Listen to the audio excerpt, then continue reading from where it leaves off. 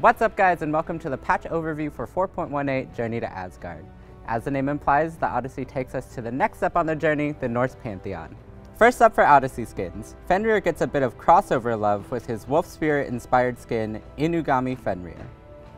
Next, I scream, you scream, we've all been screaming this terrible joke for weeks now, Belly Ache Amir is here.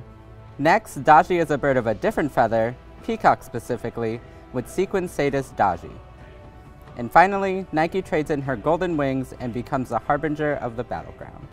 Project Olympus had a few updates this patch. The spectator UI has some quality of life changes, server rollups are no longer active in any region, and finally, players can now randomize their loadouts, including loading screen, music theme, etc. Finally, to balance.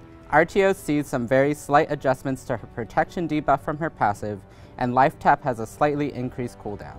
Camazotz takes a couple hits, his Screech power buff gets decreased, along with the initial damage from Vampire Bats. Hey! Kuzembo sees some buffs this patch, Sumo Slam and Watery Grave both getting decreased cooldowns. Ratatosker sees a couple small buffs to Flurry this patch, nothing too nutty. Scotty doesn't know, but she will after a few nerfs to her kit. Collar's dash on Rune of the Hunt is seeing decreased damage, and Permafrost sees a decrease to its radius. Terra also sees a change this patch. Her monolith no longer roots, but instead will slow enemies on shatter. Thoth's Final Judgment is seeing decreased scaling and some changes to the damage when it's charged up.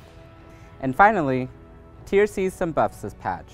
Change Stance is seeing a reduced cooldown, and Fearless is getting a decrease to its mana cost. And that's it for this patch. As always, if you want to take a closer look at the patch notes, you can check them out on smitegame.com.